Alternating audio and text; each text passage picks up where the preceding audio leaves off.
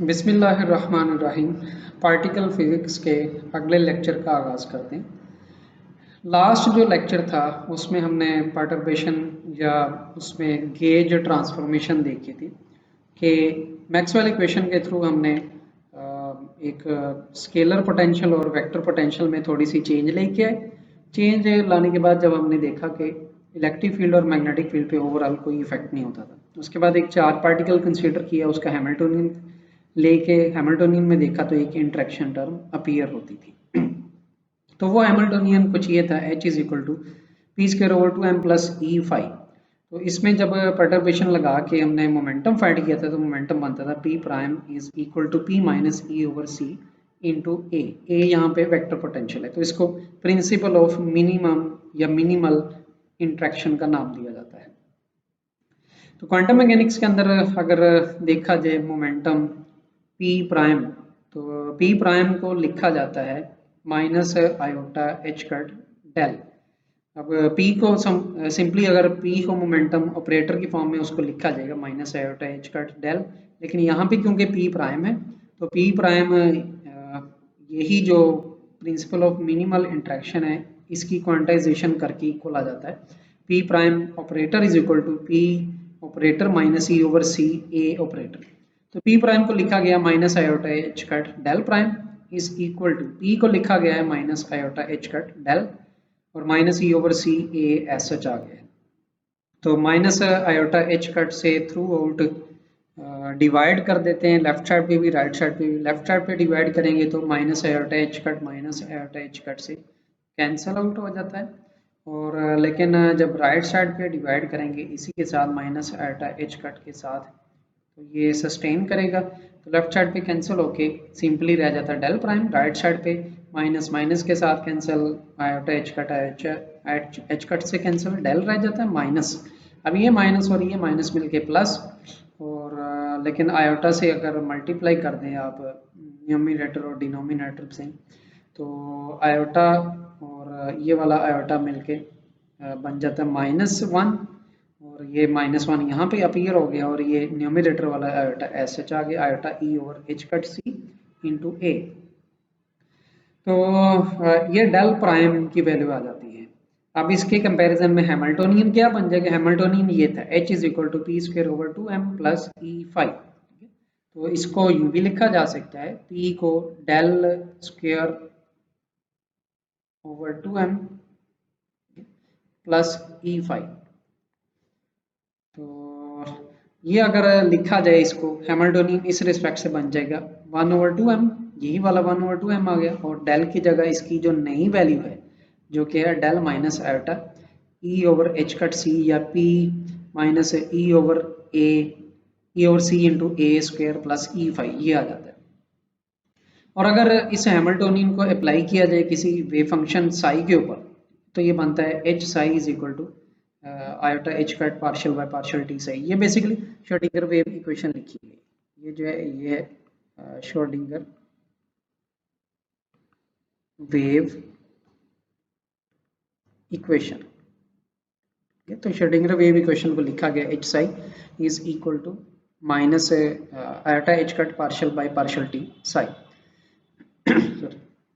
तो हैमिल्टोनियन की ये वाली जो वैल्यू है 1 over two m p minus e over c a square plus e five, ये रिप्लेस कर देते हैं इधर।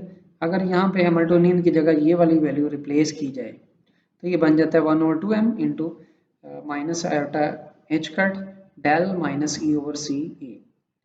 तो ये बन गया है साई इज इक्वल टू, और राइट साइड जो है एस एच होगी, लेकिन राइट साइड पे भी अगर आप देखें 1 आयोटा एच कट तो यही वाली वैल्यू डेल प्राइम की आ जाएगी। ये एक्चुअली ये इस तरह से होना है कि डेल प्राइम की जगह यहाँ पर जो वैल्यू आएगी वो ये वाली रिप्लेस होनी है सारी, ये वाली वैल्यू रिप्लेस होके, या ये कह लेंगे हैमिल्टोनियन की ये वाली सॉरी वैल्यू रिप्लेस होनी। तो इसके अंदर जो ई फाइव वाली टर्म है, ये ई फाइव वाली टर्म असूलन तो लिखनी चाहिए थी लेफ्ट साइड पे, यानी कि ये बनता plus e five into psi, लेकिन इसको डायरेक्टली राइट साइड पे लिखा गया है in term of negative sign, negative e five into psi लिख दिया गया है। और इसमें से आयोटा एच कट अगर कॉमन ले लिया जाए, आयोटा एच कट कॉमन लेके ये बन जाता है iota h cut into partial by partial t plus iota by h cut e phi into Sai.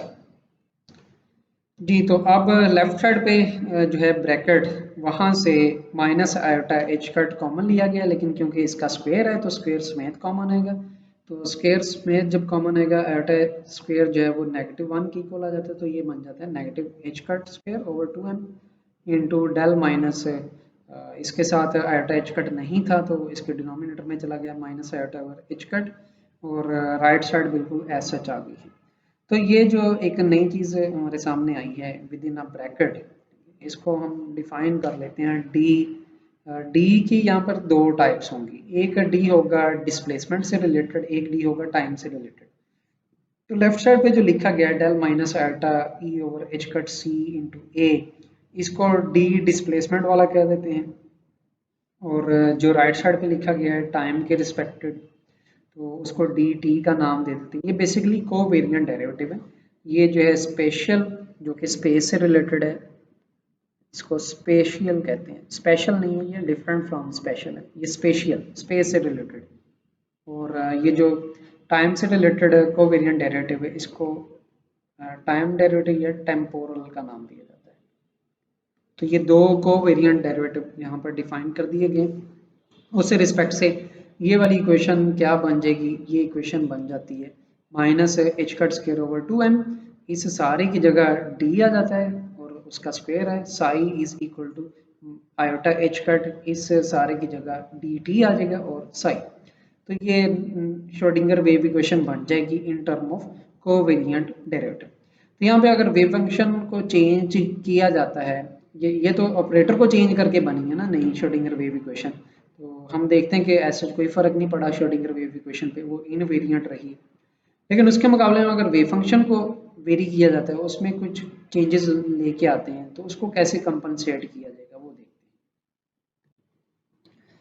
हैं। लेट्स सपोज जो wave function psi of x and t है वो चेंज होके बन जाता है epsilon sorry e raised to power iota lambda psi of x and t. Lambda क्या है? लैम्डा वही पैरामीटर है जिसके जरिए हम ट्रांसफॉर्मेशन लेके आए थे, तो लैम्डा यहाँ पर भी वही पैरामीटर है। तो ये अगर वैल्यू पुट कर दी जाए श्रोडिंगर वेव इक्वेशन में, श्रोडिंगर वेव इक्वेशन बन जाएगी minus h cut square over 2m partial square by partial x square, psi की जगह ये सारी वैल्यू आ जाएगी e to the iota lambda Sai.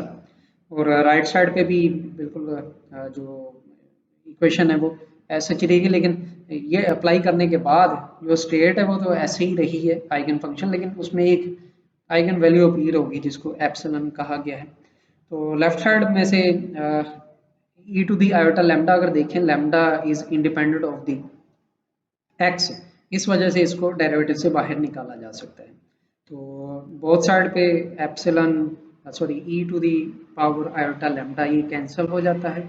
तो लेफ्ट साइड पे जो इक्वेशन है ये रह जाती है minus h cut square over 2m partial square by partial x square Sai, और राइट साइड पे रह जाती है एप्सिलॉन साई। तो ये जो ट्रांसफॉर्मेशन है जिसके अंदर एक एप्सिलॉन अपीयर हो गया, इसको ग्लोबल गेज ट्रांसफॉर्मेशन का नाम दिया जाता है। तो इसका पैरामीटर होगा स्मॉल लैम्डा। इसी तरह से एक और भी ट्रांसफॉर्मेशन इंट्रोड्यूस करवाई जा सकती है, वो ट्रांसफॉर्मेशन है कैपिटल लैम्डा से। कैपिटल लैम्डा से लाइकवाइज हम ट्रांसफॉर्मेशन करें तो उसके लिए इक्वेशन बन जाती है minus h cut square by 2m partial square by partial x square psi is equal to epsilon psi. तो इसको लोकल गेज ट्रांसफॉर्मेशन का नाम दिया जाए।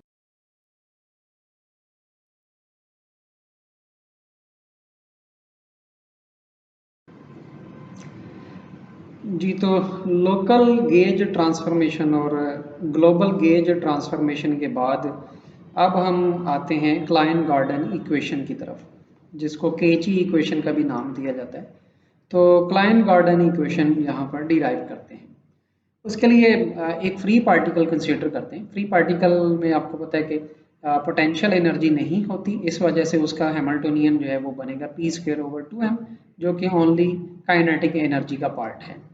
पी अगर ऑपरेटर देखा जाए ये इक्वल है minus iota h cut del, और एनर्जी ऑपरेटर अगर देखा जाए ये इक्वल है iota h cut partial by partial t. तो ये दोनों वैल्यूज़ जो एनर्जी मास या मोमेंटम एनर्जी रिलेशन है, आइंस्टाइन मोमेंटम एनर्जी रिलेशन, उसमें रिप्लेस करते हैं। वो रिलेशन क्या है? वो है e square is equal to p square C square plus M square C four. लेकिन पार्टिकल फिजिक्स के अगर नेचुरल यूनिट्स की बात की जाए तो स्पीड ऑफ लाइट को 1 कंसीडर किया जाता है। ये 1 इस रिलेशन के अंदर अगर पुट कर दिया जाए तो e square is equal to p square plus M square बन जाता है। ई ऑपरेटर को रिप्लेस कर देते हैं iota h cut partial by partial T के साथ, और एक स्ट्रेट कंसीडर कर लेते हैं फाई। पार्टिकल फिजिक्स में दो चीज़ें याद रखें कि जो फाई स्टेट है वो आमतौर पे इस्तेमाल की जाएगी बोजान्स के लिए, और जो साई स्टेट है वो इस्तेमाल की जाएगी फर्मियंस के लिए। ये नोटेशन है, यानी कि फाई जो नोटेशन होगा वो होगा फॉर बोजान्स, और जो नोटेशन होगा साई, वे फंक्शन साई, वो आमतौर पे इस्तेमाल किया जाएगा फर्मियंस के लिए। ये जस्ट एक कन्वेंशन है। तो इस लिहाज से ये जो फाई है एक स्टेट, ये बोजान कंसीडर की है, और अल्टीमेटली हमें ये भी पता चलेगा कि जो क्लाइन गार्डन केजी इक्वेशन है वो ओनली एप्लीकेबल है बोजान्स के लिए। उसके मुकाबले में फर्मियंस के लिए हमें एक अलग से इक्वेशन डिराइव करना पड़ेगी जिसको डिराइव की इक्वेशन का नाम दिया जाएगा। हाउएवर यहाँ पर ई की जगह iota h cut partial by partial t put कर दिया गया, और एक wave function phi is equal to p की जगह यही minus iota h cut del put कर दिया गया, और plus M square s h और स्ट्रेट फाई। तो लेफ्ट साइड को अगर ओपन करें आयोटा स्क्वायर -1 के इक्वल आ जाता है, तो ये बन जाता है minus h cut square by partial t square phi is equal to. Similarly यहाँ पर आयोटा को एक्सपेंड करें तो आयोटा स्क्वायर -1 और h cut square del square plus M square into phi आ जाता है। और एच कट स्क्वायर यहाँ पर अगर अगेन बात की जाए नेचुरल यूनिट की, तो नेचुरल यूनिट में एच कट भी 1 की इक्वल होता है।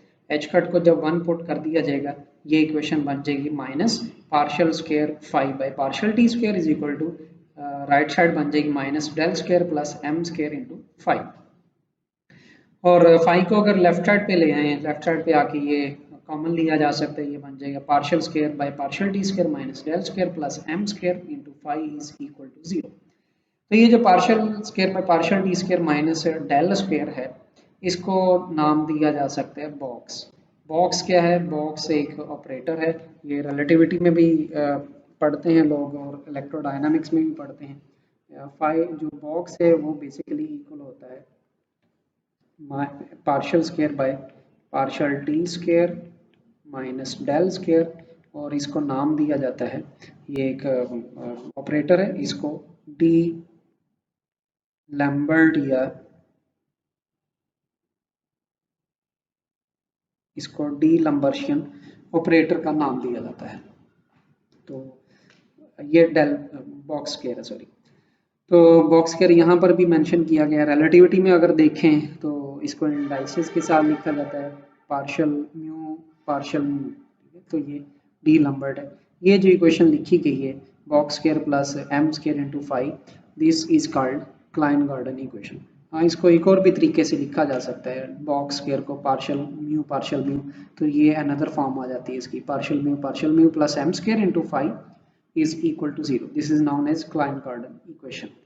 एंड फाई यहाँ पर भी बता दिया गया कि स्केलर फील्ड से रिलेटेड है। स्केलर फील्ड ऐसी होती है जो स्पिन जीरो पार्टिकल के लिए और स्पिन जीरो पार्टिकल बोजान्स होते हैं। तो this is called Klein Gordon equation.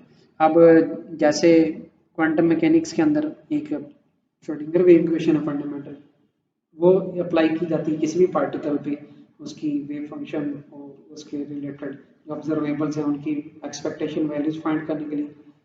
तो इसी तरह से पार्टिकल फिजिक्स के अंदर हमने scalar zero particle, spin zero particle के लिए स्केलर फील्ड के लिए एक वेव इक्वेशन बना ली है। इस इक्वेशन को क्लाइन गार्डन इक्वेशन का नाम दिया जाएगा। अब इस इक्वेशन को अप्लाई किया जाएगा डिफरेंट ऑब्जर्वेबल्स फाइंड करने के लिए। और जब बारी आएगी फर्मियान्स की तो उनके बारे में भी ऐसी ही एक डिराइव की इक्वेशन डिराइव करेंगे जिसको फर्दर ऑब्जर्वेबल्स फाइंड करने के लिए अप्लाई किया जा सकता है। इससे टॉपिक से रिलेटेड कोई क्वेश्चन है तो आप कोई कन्फ्यूजन है कमेंट में लाजमी लिखिए।